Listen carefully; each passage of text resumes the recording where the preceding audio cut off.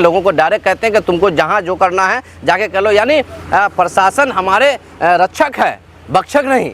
हमारे रक्षक है तो हमारे रक्षक करने के लिए है। जब हम जैसे जनप्रतिनिधियों के साथ इस तरीके से व्यवहार करेंगे, आम लोगों के साथ किस तरीके से व्यवहार कर सकते हैं। सबसे पहले आपको रॉबिन हुड बनना है तो गरीबों का मसीहा बनिए और क्राइम कंट्रोल कीजिए। मैं खुद, हमारी पूरी टीम आपका साथ देगी, सैल्यूट करेगी। ये जो है तानाशाही सरकार किशनगंज में चला रही है प्रशासन के द्वारा, जो है जो गुंडागर्दी देखने को मिल रहा है थाना अध्यक्ष के द्वारा। इससे पहले भी पूर्व में भी कई थाना प्रभारी थे, लेकिन इस तरीके से लैंग्वेज कभी इस्तेमाल नहीं किया लोगों के साथ। कि पूंजीपति के घर के बाहर में जो वाहन लगा रहता है रात्रि के समय और दिन के समय भी, तो वैसी परिस्थिति में उनका चालान क्यों नहीं कटता है, सबसे बड़ा सवाल। बोले भाई हम सीट बेल्ट खोल के ना उतरेंगे।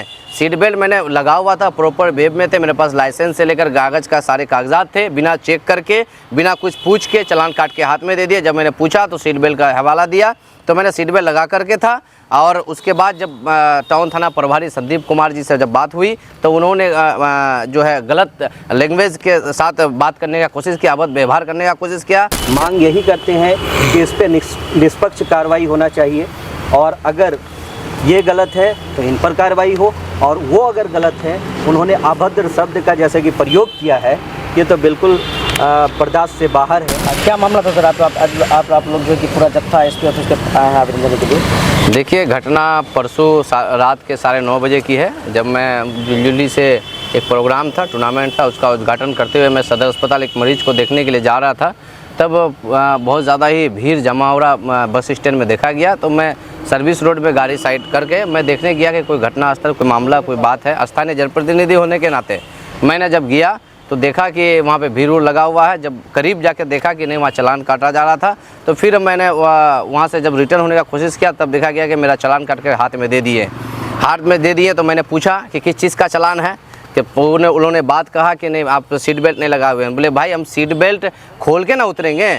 सीट बेल्ट मैंने लगा हुआ था, प्रॉपर वेब में थे, मेरे पास लाइसेंस से लेकर कागज़ का सारे कागजात थे। बिना चेक करके, बिना कुछ पूछ के चालान काट के हाथ में दे दिया। जब मैंने पूछा तो सीट बेल्ट का हवाला दिया, तो मैंने सीट बेल्ट लगा करके था।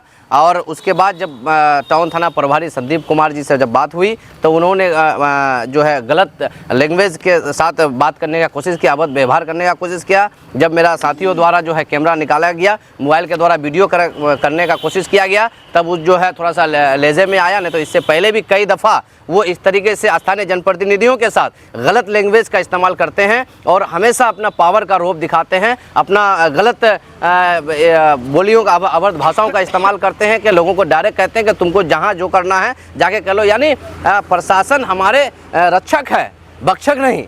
हमारे रक्षक है तो हमारे रक्षक करने के लिए है। हमारे जनता के पैसों के टैक्स का पैसों से वो अपना सैलरी लेते हैं और अपने परिवार चलाते हैं। तो जनता का सेवक बनना चाहिए, नहीं कि जनता के साथ गलत व्यापार। जब हम जैसे जनप्रतिनिधियों के साथ इस तरीके से व्यवहार करेंगे, आम लोगों के साथ किस तरीके से व्यवहार कर सकते हैं।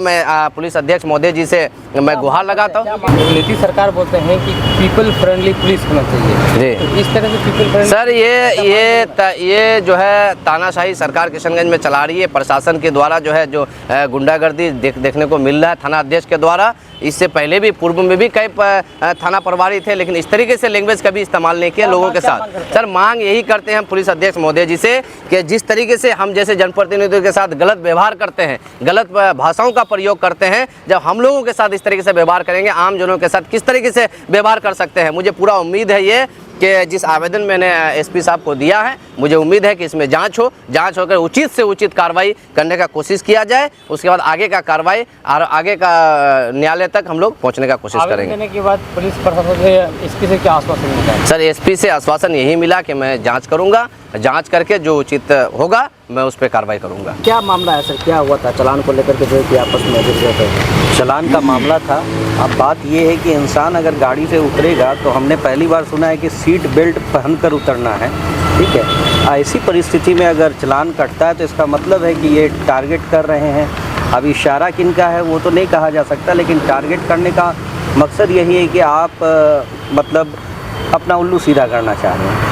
अगर आप कोऑपरेटिव है तो मेरा सबसे बड़ा सवाल ये है कि पूंजीपति के घर के बाहर में जो वाहन लगा रहता है रात्रि के समय और दिन के समय भी, तो वैसी परिस्थिति में उनका चालान क्यों नहीं कटता है, सबसे बड़ा सवाल है। अगर उनका चालान नहीं कटता है तो ऐसी परिस्थिति में आम पब्लिक का आप चालान काटिए, मैं सहमत हूँ और ऐसा होना भी चाहिए, लेकिन सिर्फ गरीब तबके का क्यों, पूंजीपति का क्यों नहीं? पूंजीपति का भी चालान कटना चाहिए। और जहाँ तक बात है आज क्या मामला हुआ? उनके व्यवहार का, तो इससे पहले भी किशनगंज के और भी लोग हैं, उनके साथ भी उनका व्यवहार बर्बरतापूर्ण रहा। ऐसा नहीं होना चाहिए, बिल्कुल नहीं होना चाहिए। शैक्षणिक वातावरण में हम लोग खुद रहते हैं, हम लोग उचित जो होता है उसी का साथ देते हैं। जाहिर सी बात है कि जब हम भी सुने घटना को तो बहुत ख़राब लगा कि इस तरह का बिहेव आगे भी थाना प्रभारी रहें और बहुत कोऑपरेटिव भी रहें। हम लोग भी कोऑपरेट करते थे।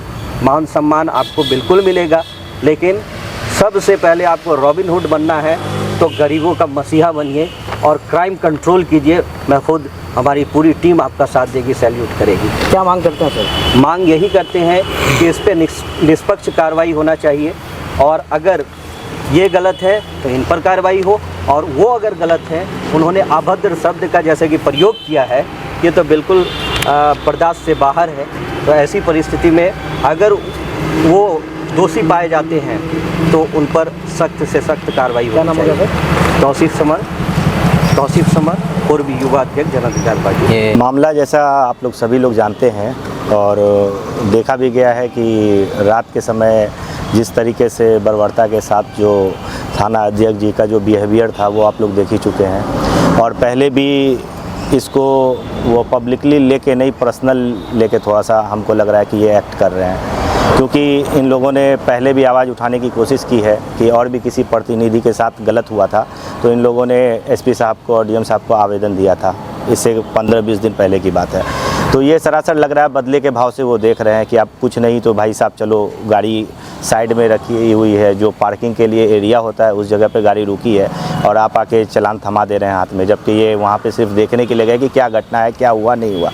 बात समझ, एक जनप्रतिनिधि के नाते वो देखते हैं कि कहाँ पे क्या हो रहा है नहीं हो रहा है। वो एक इनके नेचर में होता है कि आदमी को जाके देखना पड़ता है। हम लोग भी कई बार रुक के देख लेते हैं, तो ये बहुत ही गलत हुआ है। और रही बात कि शहर के चालान के लेके मामला ये है कि ये पिछले बार भी आपको चांद रात के बात की बता रहा हूँ मैं कि बहुत सारी गाड़ियाँ जो कि एकदम साइड में खड़ी हुई रहती है। त्यौहार के टाइम में 9 बजे रात को अगर मालूम है कि कल ईद है तो बहुत सारे लोग निकलते हैं मार्केट के लिए, तो उस जगह पे क्या होता है कि थोड़ा सा क्राउड बढ़ता है। तो उस टाइम में चालान का मुद्दा ये समझ में नहीं आता है। लोग कल काम करना है तो एक बैग आएंगे तो जाहिर सी बात है ट्रैफिक कंट्रोल करना होगा। आज क्या हुआ? आज जो बात हुई एसपी साहब से, उन्होंने आश्वासन दिया है कि हम इस पे CCTV वगैरह देख दाख के जो भी होगा हम उस पर मामला पे करेंगे, और थोड़ा सा जो प्रशासन को गाइडलाइन देना है कि जो रोड पे अननेसेसरी पार्क करते हैं, और जिस तरीके से मैं बता रहा हूँ कि पूंजीपतियों की गाड़ी को चालान नहीं काटा जाता है, तो उस पे उन्होंने कहा कि हम बिल्कुल इसके लिए आप लोग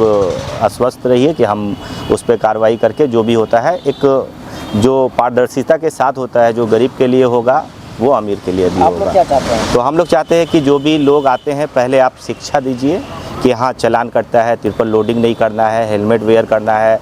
तो ये सब चीज़ के लिए थोड़ा सा प्रशासन को डीएम साहब से भी अनुरोध करते हैं आपके माध्यम से कि जो यहाँ पे ड्राइविंग लाइसेंस वाला जो डिपार्टमेंट है, लोग ऑनलाइन अगर अप्लाई कर देते हैं सेल्फ से तो लगता है बहुत बड़ा क्राइम कर दिए।